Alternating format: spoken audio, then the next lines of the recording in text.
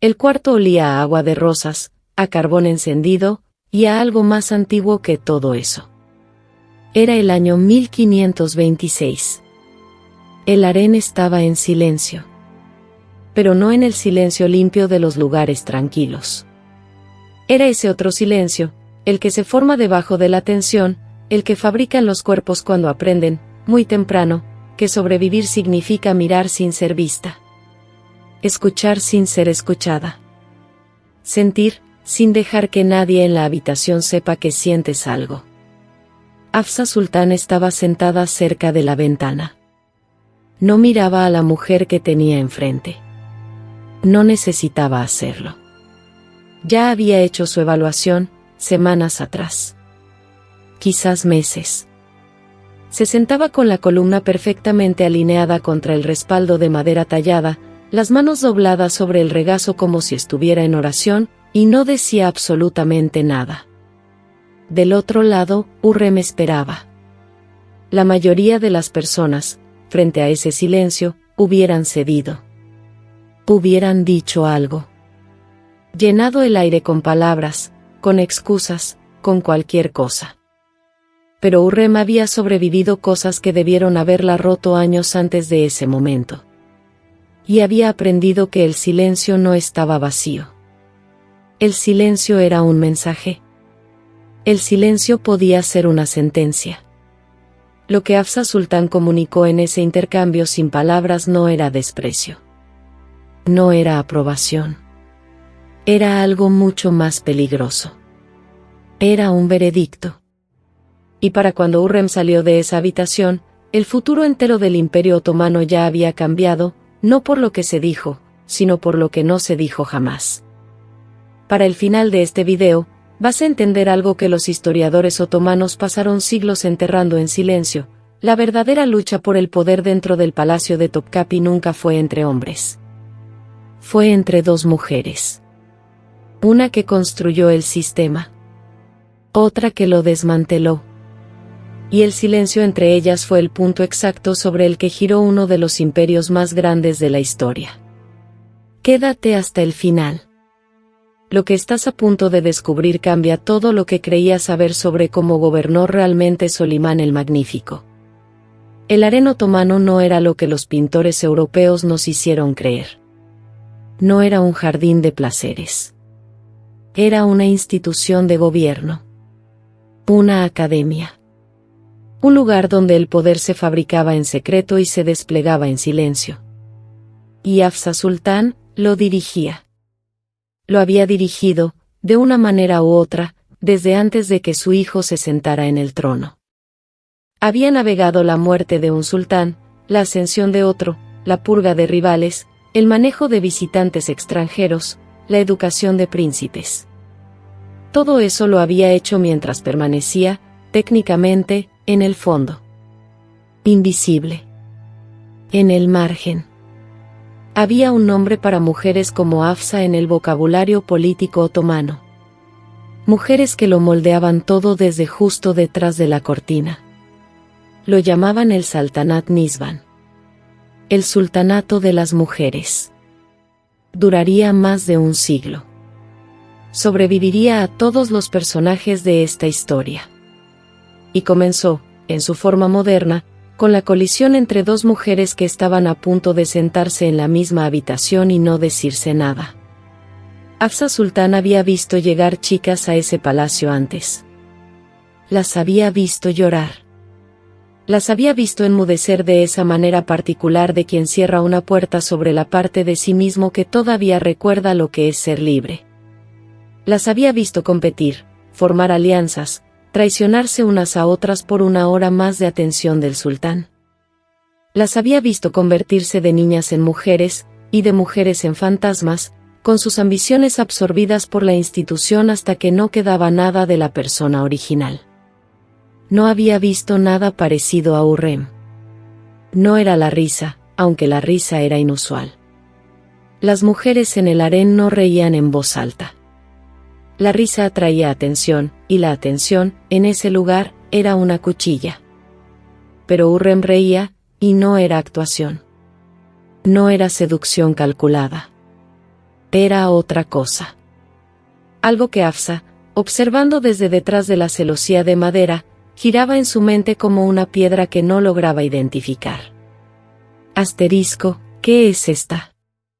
La pregunta era profesional, no personal. Hafsa llevaba 30 años evaluando seres humanos. Conocía las categorías. Las que brillarían intensamente y después colapsarían. Las que se volverían útiles. Las que necesitaban desaparecer rápido antes de perturbar la jerarquía que ella había pasado una década ensamblando con cuidado. Hurrem no encajaba en ninguna categoría. Para el año 1521, Solimán llevaba 2 años como sultán. Tenía 26 años, era brillante, ya expandía el territorio otomano de maneras que su padre no había logrado. Y dentro del harén, la favorita reconocida era una mujer circasiana llamada Maidebran. Maidebran le había dado a Solimán un hijo, el príncipe Mustafa, sano, apuesto, el heredero evidente. El arreglo era tradicional. El futuro era legible. Hafsa lo había aprobado presosamente porque era legible. Entonces Hurrem comenzó a escribir poesía. No los versos convencionales que las mujeres del harén componían como moneda social, halagos disfrazados de metáfora, diseñados para circular, ser admirados y olvidados. Hurrem escribía cartas. Directamente a Solimán. Respondiendo a sus propios poemas. Igualando su métrica. Tomando sus imágenes y devolviéndolas transformadas, como si sus palabras fueran agua y ella las convirtiera en algo más. Hafsa lo supo por los eunucos, porque Hafsa lo sabía todo por los eunucos. Leyó una de las cartas. Luego la leyó de nuevo. La dejó sobre la mesa. Tomó sus cuentas de oración, talladas en cornalina roja, desgastadas por décadas de uso, y no dijo nada por un largo momento. Luego le devolvió la carta al eunuco y no le dio ninguna instrucción. Fue entonces cuando comenzó el primer cálculo. No el cálculo de Hurrem. El de Hafsa. El más viejo. El más paciente. Y lo que calculó, en esas primeras semanas, fue esto: esta mujer todavía no es un problema. Pero se va a convertir en uno. La pregunta es si ese problema puede ser manejado, o si debe ser removido antes de que crezca. Las cuentas de cornalina se movían entre sus dedos. Suaves. Pacientes. Contando algo que nadie más podía ver. Tenía tiempo. Creía que tenía tiempo. Y esa decisión, la de esperar y observar en lugar de actuar, sería el único error que Hafsa Sultán cometería en toda su vida. Y le costaría a la dinastía algo de lo que no se recuperaría en toda una generación. Hubo un incendio. No uno metafórico. Un incendio real, en el harén, a principios de la década de 1530, que consumió apartamentos enteros y dispersó a las mujeres hacia los corredores en medio de la noche. La seda atrapando las chispas. El humo convirtiendo los pasillos de piedra en algo irrespirable. El caos de cuerpos moviéndose en la oscuridad, sin saber a dónde ir. Y en ese caos, algo cambió. Durante la reconstrucción, las mujeres fueron reubicadas temporalmente. Los apartamentos que durante décadas habían sido fijos por tradición, quién dormía dónde, quién tenía acceso a qué corredor, qué mujeres tenían proximidad con qué eunucos, todo eso fue interrumpido. Y la proximidad, en un harén, lo era todo. La proximidad era poder. Significaba que tu mensaje llegaba al sultán primero. Que tu hijo era visto antes que el de cualquier otra. Que sobrevivías. Cuando reasignaron los apartamentos, Hurrem terminó más cerca de las habitaciones del sultán. Esto está documentado.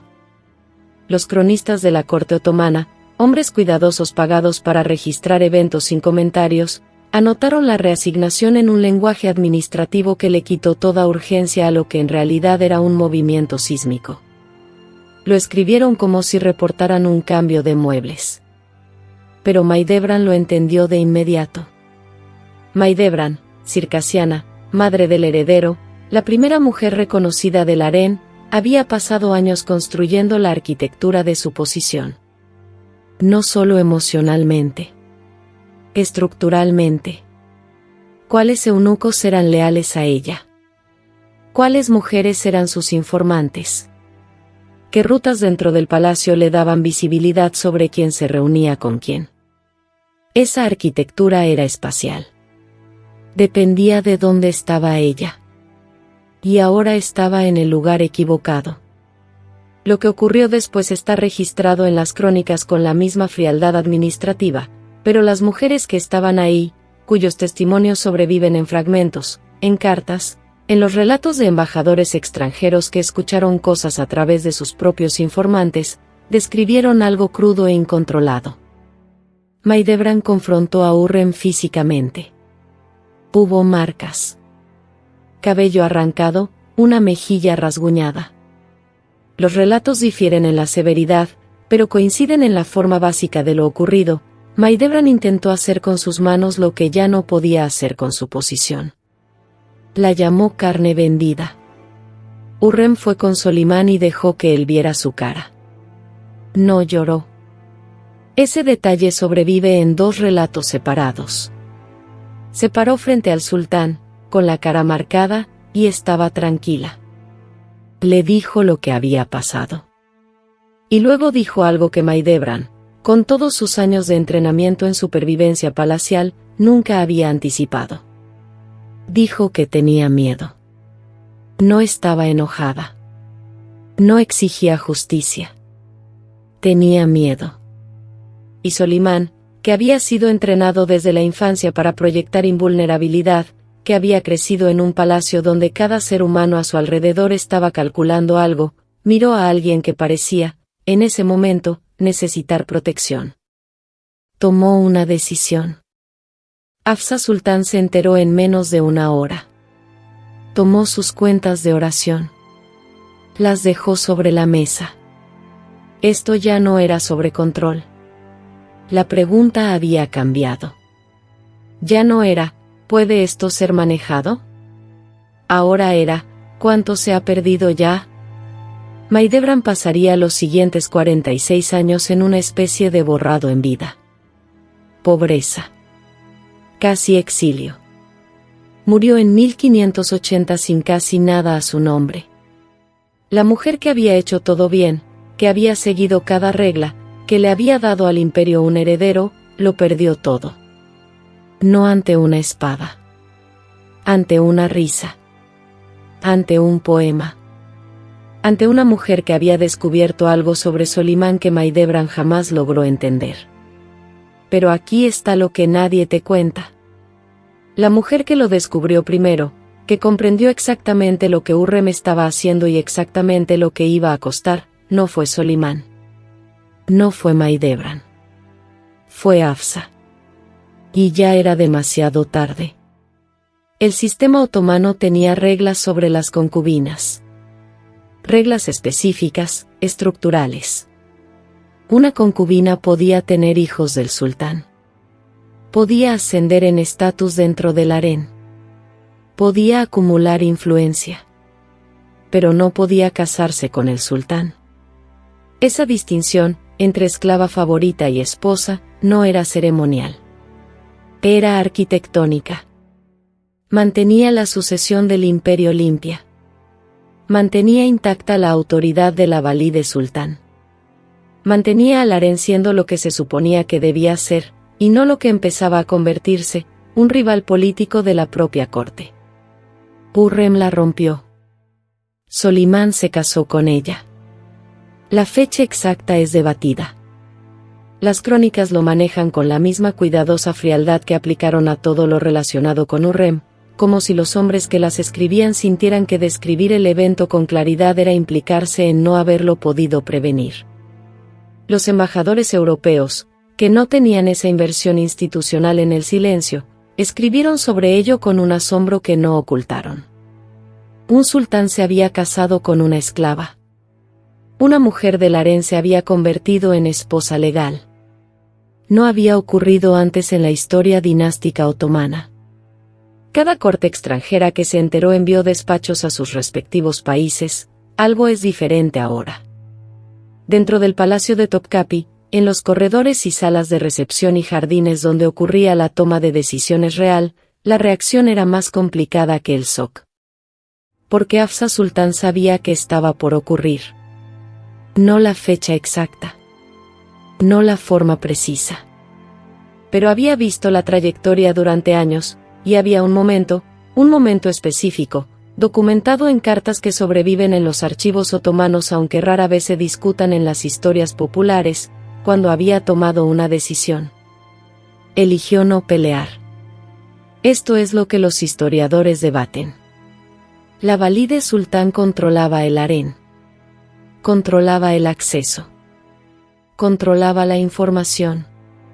Tenía aliados entre los eunucos, entre las mujeres mayores, entre los funcionarios de la corte que dependían de que el orden tradicional permaneciera exactamente como estaba.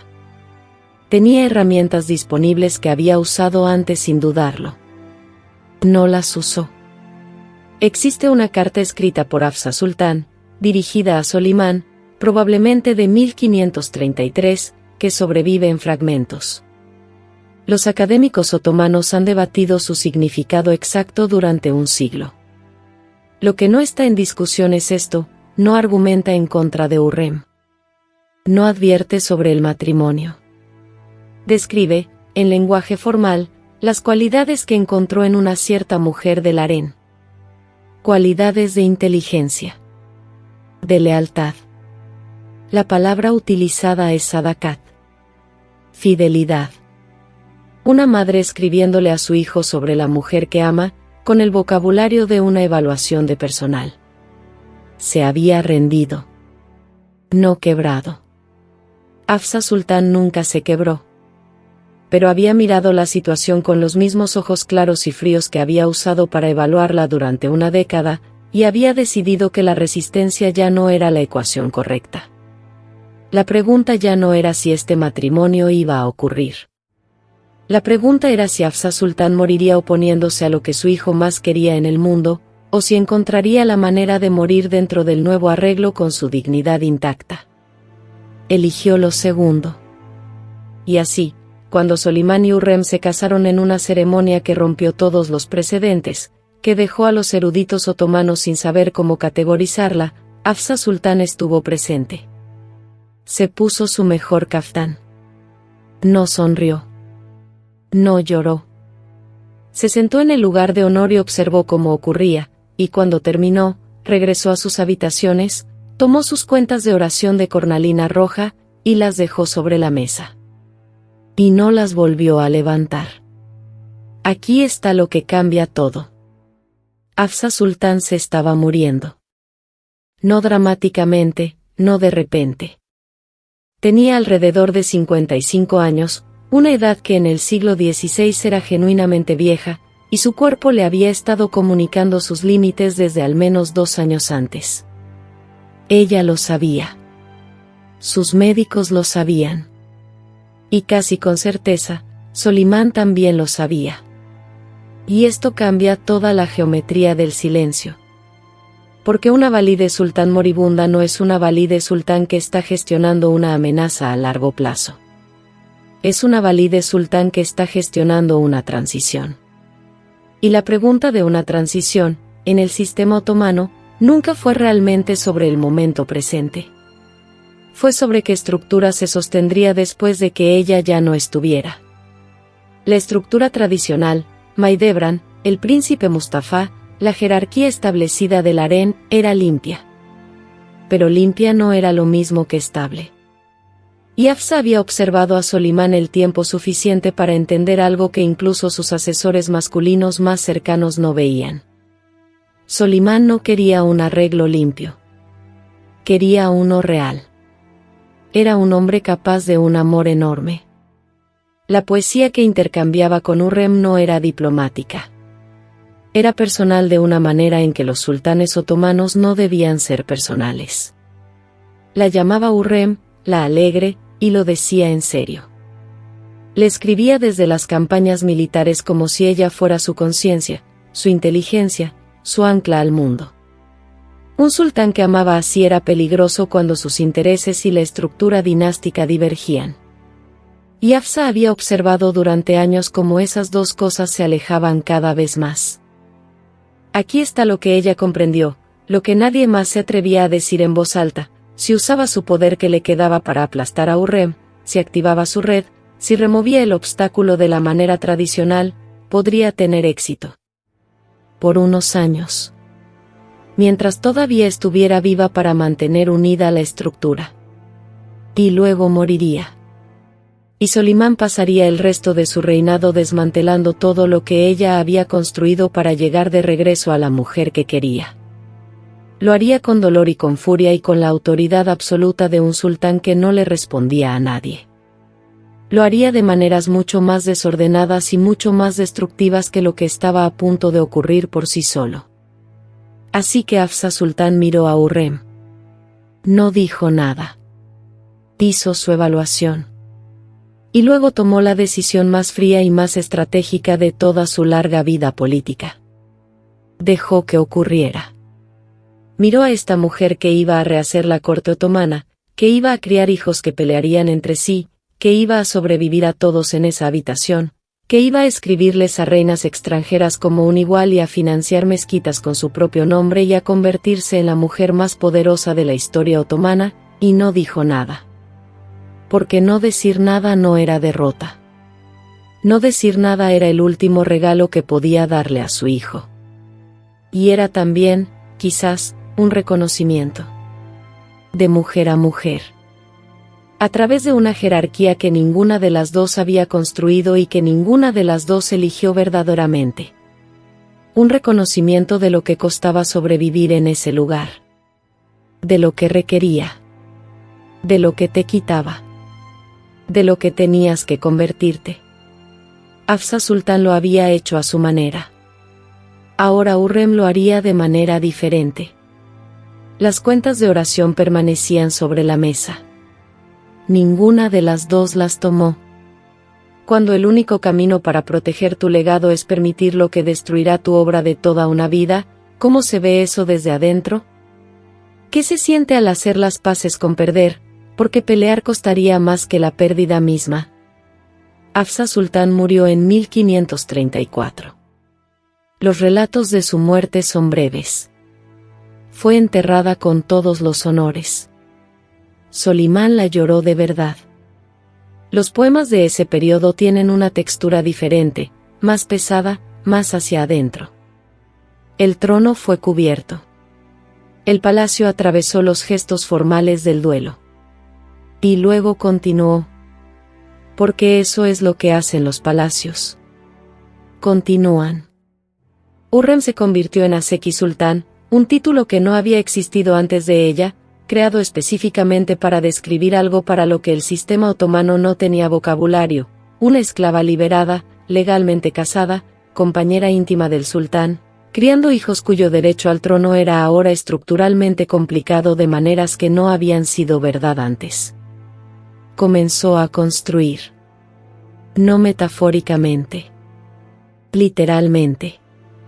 El complejo Aseki Sultán en Estambul, una mezquita, una escuela religiosa, una cocina comunitaria, un hospital, lleva su nombre hasta el día de hoy. Ella lo encargó, lo financió, supervisó su construcción. Hacía lo que las mujeres otomanas poderosas hacían cuando acumulaban suficientes recursos: construían cosas que no podían ser destruidas. La piedra era más duradera que la influencia. Y también escribía cartas. Las cartas a Solimán durante sus campañas militares son decenas, y sobreviven en archivos que solo fueron correctamente catalogados en el siglo XX. Son documentos extraordinarios. No porque sean románticos, aunque lo son, sino por lo que revelan sobre la mujer que los escribió. Reporta la política del palacio con la precisión de un oficial de inteligencia. Aconseja sobre nombramientos. Hace preguntas puntuales sobre individuos específicos. Plantea interrogantes sobre Ibrahim Pasha, el amigo más cercano de Solimán, el gran visir, el hombre al que el sultán había dado un poder que muchos sentían excedía los límites adecuados. En 1536, Ibrahim Pasha fue estrangulado en la noche. Su cuerpo fue encontrado a la mañana siguiente. Solimán nunca habló de ello públicamente. El registro oficial no ofrece casi nada. Pero el momento, 2 años después de la muerte de Hafsa, después de años de la creciente autoridad de Ibrahim, después de esas cartas cuidadosas, no pasó desapercibido para los contemporáneos. Los embajadores venecianos escribieron sobre ello.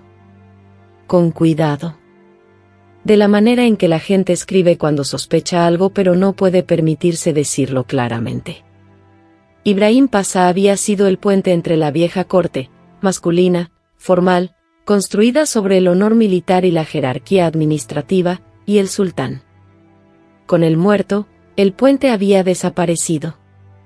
Lo que quedaba era Hurrem y Solimán. Y una dinastía que estaba a punto de descubrir que tenía un problema de sucesión. Porque ahora había 2 conjuntos de hijos reales. Mustafa, el hijo de Maidebran, el primogénito amado, el heredero que todos esperaban. Y los hijos de Hurrem, Selim, Bayezid, Ziangir. El imperio eventualmente elegiría. Y esa elección le costaría más de lo que podía calcular en 1536. ¿Y el papel de Hurrem en todo esto? Esa sigue siendo una de las grandes preguntas irresolubles de la historia otomana. Los documentos disponibles no la cierran. Los embajadores sospecharon. Los poetas culparon. Los historiadores debatieron durante 5 siglos. Lo que sí sabemos es esto: para cuando el príncipe Mustafa fue ejecutado por órdenes de su propio padre en 1553, acusado de conspirar contra el trono, el ejército lloró abiertamente en sus campamentos. Los genízaros estuvieron al borde de la revuelta. Los poetas escribieron elegías que circularon tan ampliamente que la corte intentó suprimirlas. Mustafa tenía 38 años. Era magnético. Era capaz. El ejército lo amaba. Y murió porque la sucesión era ahora genuinamente disputada, y una vez que fue disputada, la lógica de la supervivencia palacial tomó el control. Maidebran sobrevivió a su hijo por 27 años. Sin posición. Sin protección. Casi sin nada. Y cuando murió, pidió ser enterrada junto a Mustafa. Honraron esa petición. Es casi lo único que alguien honró por ella.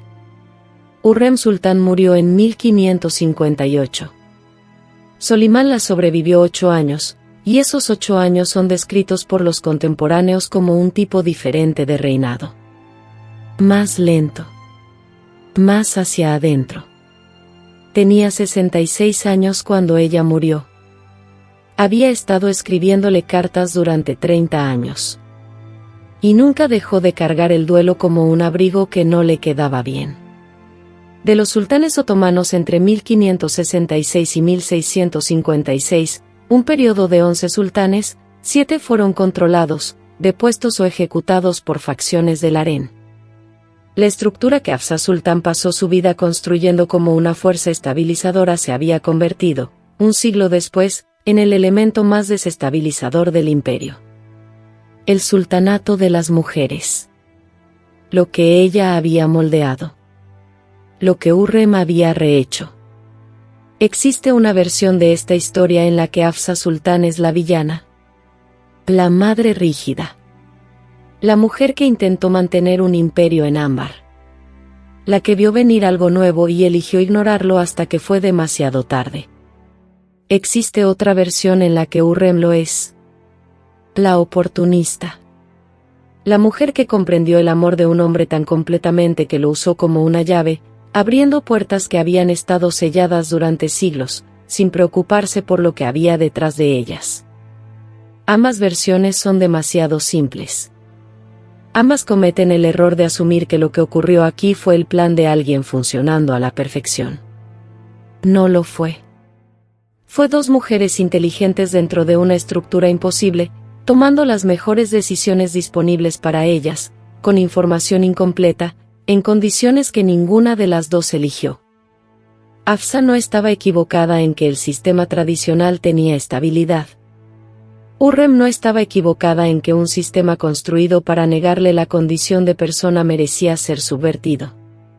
Las dos tenían razón. Las dos tenían razón a un costo enorme. El silencio entre ellas no era el silencio del odio. Era el silencio de dos personas que se entendían completamente. Que sabían exactamente lo que la otra estaba haciendo y por qué. Que sabían que el juego que estaban jugando tenía reglas que ninguna de las dos había escrito y del que ninguna de las dos podía escapar. El silencio de Hafsa, en esa habitación, decía: te veo. Sé lo que eres. Sé lo que vas a hacer. Y estoy demasiado cerca del final de mi vida para pretender que detenerte es más importante que dejarle a mi hijo algo real. El silencio de Hurrem decía: lo sé. Lo sé todo. Y voy a intentar merecer la puerta que estás dejando abierta. Si lo mereció, si Hurrem Sultán fue digna del espacio que Hafsa le abrió, si el costo para Mahidevran y para Mustafa y para la sucesión del imperio valió lo que ella construyó a cambio, esa pregunta no tiene una respuesta limpia. La historia raramente las tiene. Lo que tiene son consecuencias. Y Topkapi todavía está de pie, lleno de las consecuencias de ambas. Cada sistema, cada institución, cada familia, cada imperio, tiene un momento Hafsa. Un momento en que la persona que sostiene la estructura mira lo que viene, hace el cálculo, y decide: ¿gasto mis últimas fuerzas peleando contra esto, o las gasto haciendo las paces con lo que no puedo detener?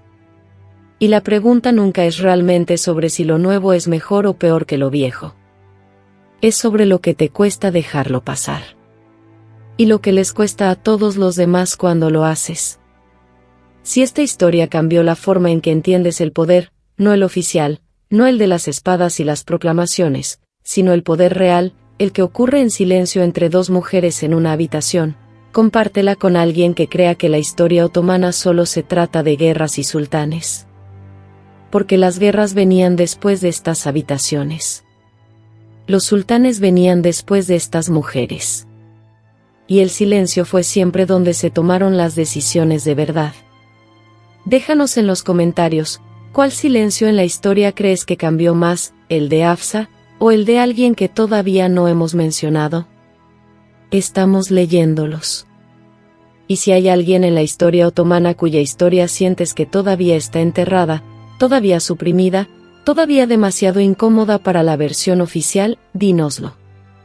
Eso es exactamente el tipo de historia que vamos a encontrar la próxima vez.